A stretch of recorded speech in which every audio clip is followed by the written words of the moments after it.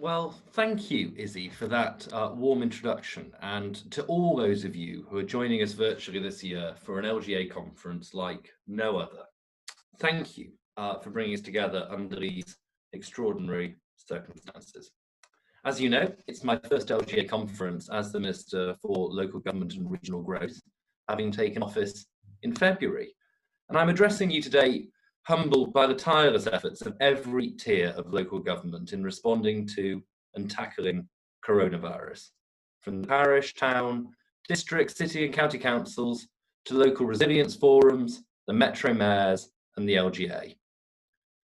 We stand at the beginning of the greatest task of national reconstruction since 1945, but there are already many achievements for our sector to point to. Achievements born of crisis, conceived at speed, and delivered in the absence of any precedent from any time.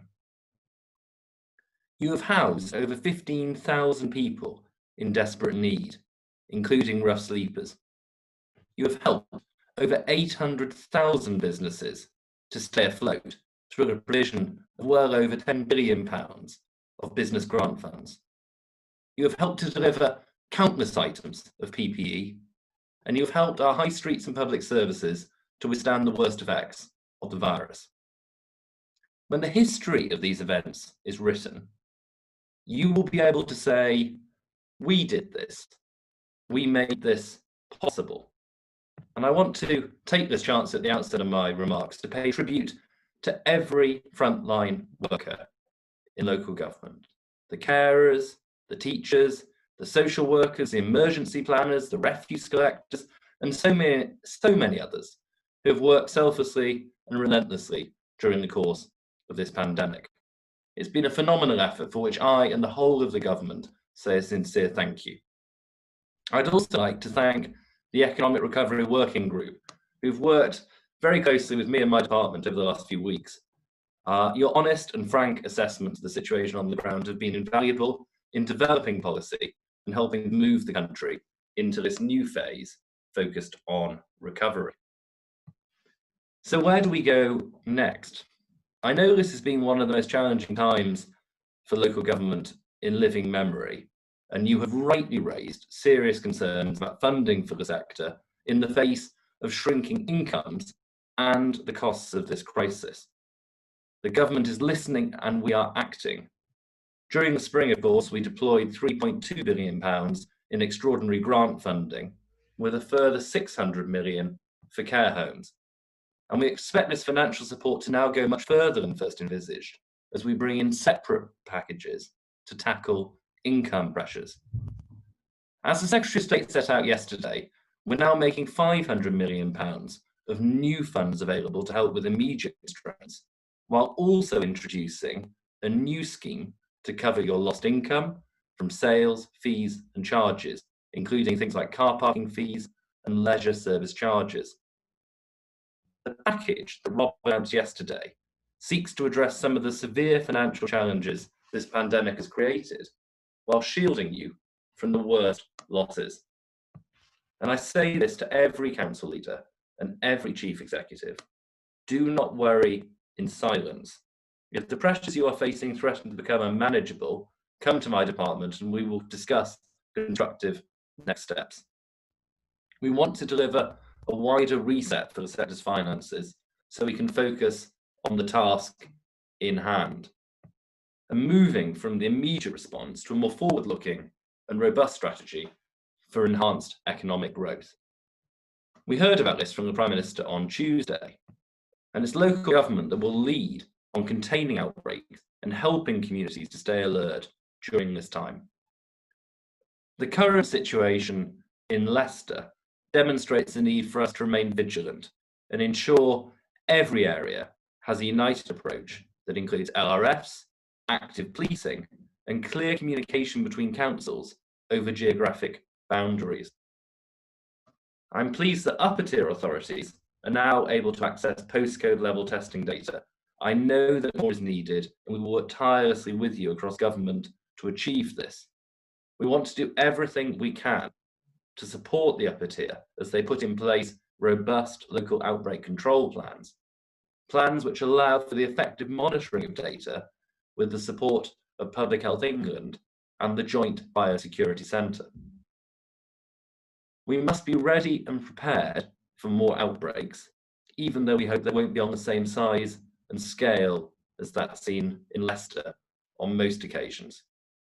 We have a wider responsibility to ensure that you, the local tier, have the resources and funding to do this effectively, while supporting our economy and society to reopen in a phased and safe manner. That is our shared challenge ahead, helping communities to stay alert, while also ensuring that our high streets, our town centres, and our hard-hit businesses can get back on their feet.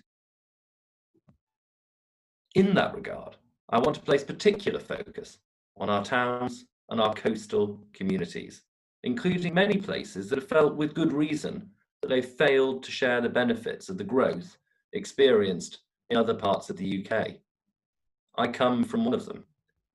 This government has made a solemn pledge to these communities, and we will not let them down.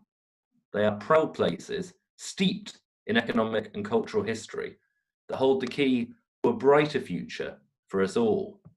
And of course, we've seen them at the forefront of our national response to coronavirus, showing great adaptability and resilience to keep local economies afloat.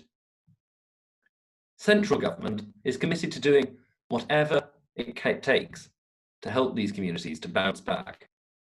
That's why we introduced the £50 million Reopening High Street Safely Fund to help councils implement a range of practical safety measures, including new signs, street marking, and temporary barriers to help businesses to trade safely. In addition, we launched the High Street Task Force to provide local places, councils, businesses, and community leaders with the expert advice, training, and guidance they need to open their doors once again. And with the worst of this pandemic now behind us, we will be able to renew our work on breathing new life into towns and communities through the £3.6 billion Towns Fund. That means announcing the successful applicants to the Future High Streets Fund in the autumn, while also seeing the first tranche of the 100 town deals over the line this year. By the 31st of this month, all town investment plans for the first cohort of communities will have been submitted, and we will be working at speed over the summer to agree heads of terms from the end of September. Once these are in place, towns will have up to 12 months to develop their project in detail. I know that lots of councils want to move even more quickly than that, and in government we hope to release some of these game-changing investments, up to £25 million in each community, within the year of heads of terms being agreed. We've also set the deadline for cohort 2 towns to submit their TIPs as the 31st of October, and for cohort 3, the 31st of March next year, ensuring that every town has the time it needs to develop in-depth proposals which fully consider the assets and opportunities for each area.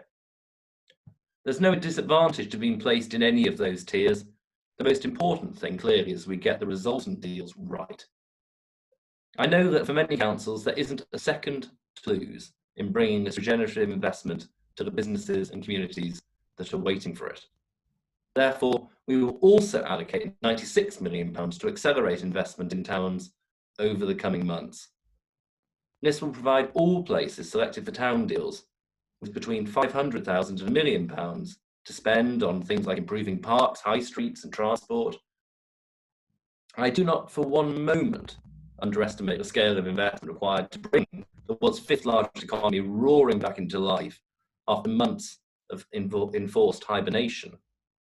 The £5 billion New Deal stimulus package announced this week by the Prime Minister will, of course, be a lodestar of this national recovery. And I'm looking forward to working with you over the coming weeks to ensure that our communities feel the full benefits from the Getting Building Fund and the £900 million investment in our infrastructure, which will enable exciting projects ranging from a world-leading zero-emissions cruise terminal in Southampton, a new hydro turbine in Bristol, and the regeneration of Elstree Film Studios in Hertfordshire.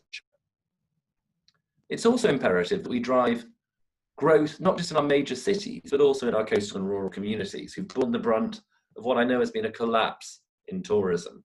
And to help make that happen, I am today announcing £10 million of additional government investment to boost our visitor economy, drawing down on our remaining allocation from the EU's Regional Development Fund as we move beyond our exit from the European Union. This comes in addition to the £50 million already planned, which will support a wide range of shovel-ready projects in local communities throughout this summer. These projects will support job creation through investment in flood defences, transport upgrades, along with grants and advice for small businesses to embrace digital technology and adapt to the new world that we live in. This will build on the success we've seen from the government's £32 million of ERDF investments in tourism boosting projects across the country. Projects like the Low Carbon Lake District in Cumbria and the creation of a 5-kilometre low carbon trail. In Cornwall, this government supported improving coastal defences in Long Rock near Penzance, protecting the Great Western Rail Line and the A30, while strengthening flood defences for over 65 businesses. All important work to protect the area and increase visitor numbers as it becomes safe to visit. This new funding I'm announcing for businesses today will be allocated to growth hubs across England and concentrated in places where the employment share from tourism and hospitality is especially high. We will begin working with local partners immediately to prioritise this new tranche of critical local growth projects so that they're ready to go live as soon as possible, bringing jobs, investment and financial support to the communities that need this the most. Following COVID-19, the need to level up every part of our economy has clearly never been so great. And to support this effort, it's important that central government ensures that you have the tools and resources and structures to deliver for your communities. Now that means funding to help councils transform their digital offer to residents, which is why last month I announced additional support for these kinds of projects through my department's local digital collaboration unit.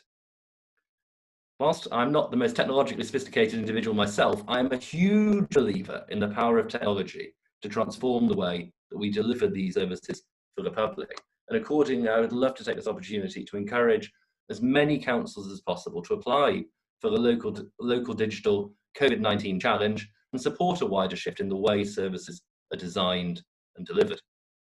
I hope to say more about this theme of improving digital later in the summer. We're also pressing ahead with the rapid rollout of gigabit-capable broadband while expanding our 5G test beds so that small businesses and rural communities are no longer held back by patchy coverage and poor download speeds.